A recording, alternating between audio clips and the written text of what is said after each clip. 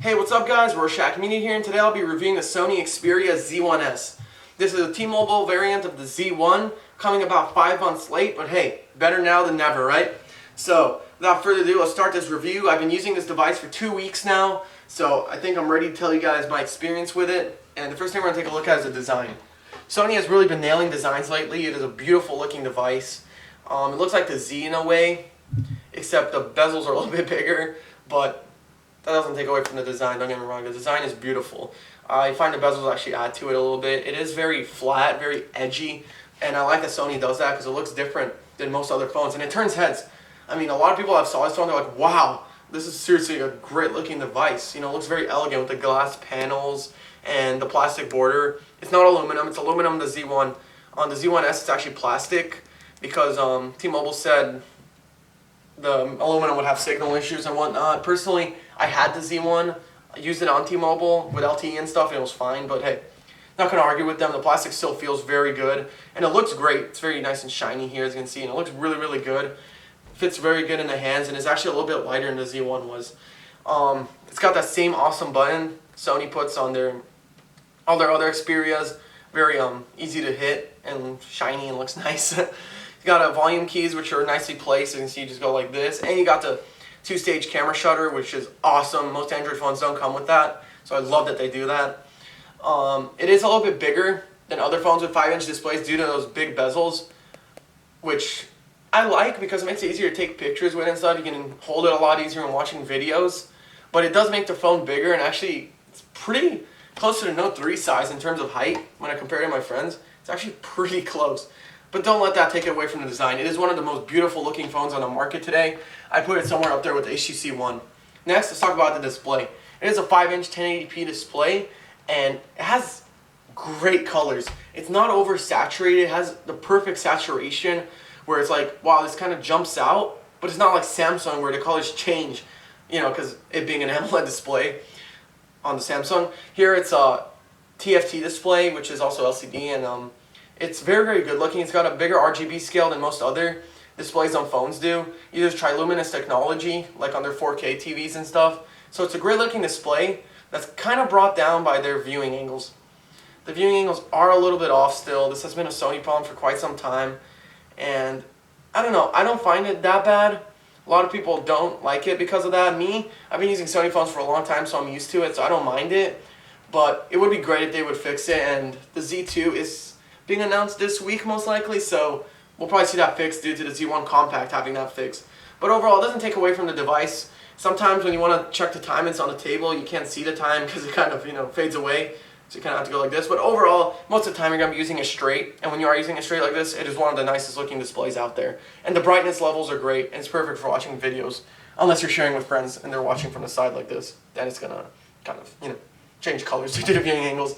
The sound from the bottom is not that good. It's actually one of the worst out there because it is waterproof. It's a little better than the Z, but still worse than like if you were to have the HTC One or even the S4 and things like that. Kind of muffles, doesn't get that loud, and overall, I would recommend using earphones most of the time or an outside speaker. And it's the overall not that great. Luckily, the 3.5mm headphone jack is no longer covered by a port. You know, it's still waterproof. The device is still waterproof, which is something Sony always does, which is awesome, I think, especially if you live somewhere in like Seattle and stuff. I live in California, so not as important, but still awesome to have. You got the ports still for the charger, the SD card, and the SIM card. And I would recommend getting a dock for this phone. You can get it at a Sony store. Due to opening this all the time can get a little bit annoying, especially if you have a case on, it gets kind of stuck and stuff. And at night you have to look for this part and kind of jumps around. And overall, not the most comfortable, but I think it's worth it because having a waterproof device is awesome. You know, be with your friends, grab a water bottle, feeling like, oh yeah, look at this. You know, one trick podium. It's pretty awesome. And the headphone jack is not covered anymore, but it is still waterproof, so that's really, really awesome. And yeah, that's an awesome feature Sony adds. Next, let's talk about the camera. It comes with a 20.7 megapixel camera, which has been very hyped up by Sony. Doesn't meet its hypeness or whatever. Sorry, I didn't know how to say that. Yes and no.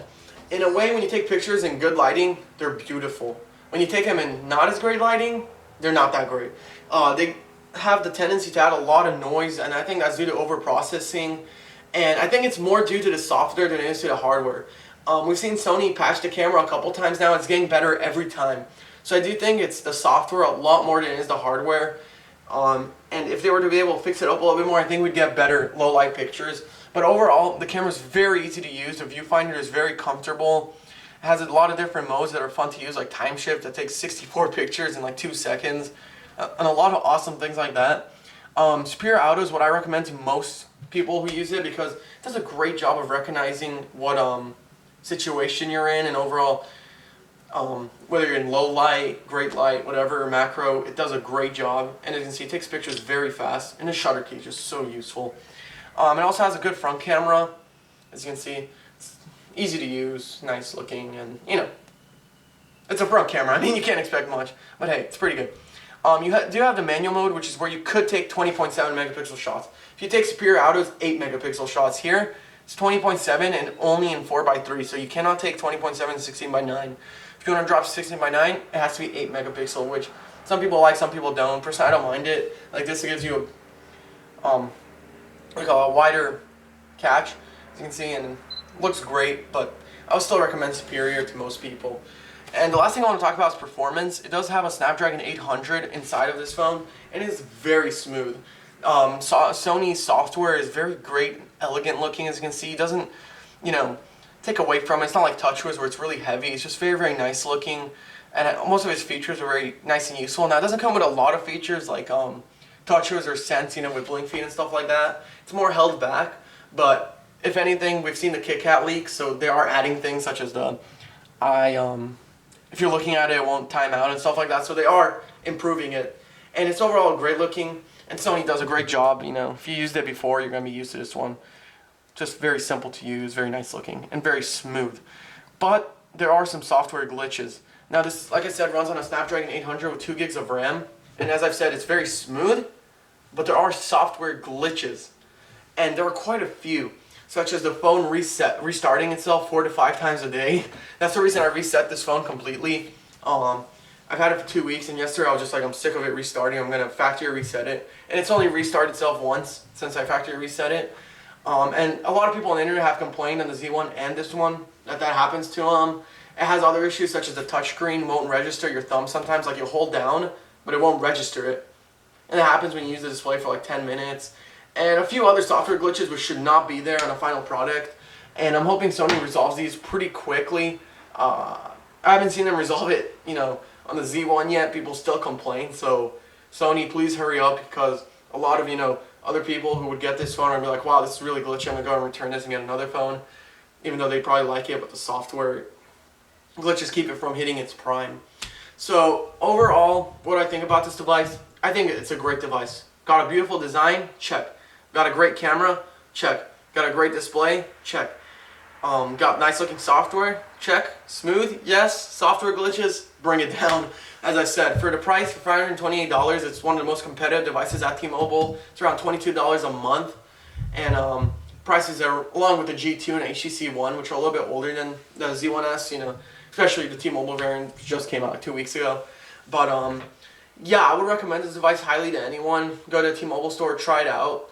But as long as Sony doesn't update the software, it is going to be a little bit harder to recommend.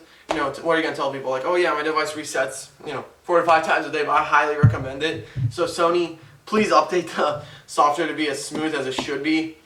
It does come with 32 gigabytes of memory plus expandable, which is awesome. For 520 bucks, you get 32 gigabytes plus you can expand. That is something that's really, really cool. So overall, yes, I would get this device. I would wait for a software glitch to be fixed, but, you know, compared to other devices, I would get it. And if you are okay with getting an unlocked device, I would recommend waiting for the Z2, which is being announced this week. They're probably going to fix all of the display issues, and the sound is going to be better if the leaks are anything to, you know, trust. And it is being announced this week, so if you don't mind getting an unlocked device for T-Mobile, I'd recommend waiting for the Z2, which is going to be like the perfect Sony phone, I think. You know, from the Z2 to Z1, they've made huge improvements, and then I think the Z2 is going to be that perfect phone that we've been waiting for. So overall, yeah, those are my thoughts on this phone. Thank you so much for watching, guys. Hope you enjoyed this review. Please like, comment, subscribe, and Until next time, Rorschach Media out.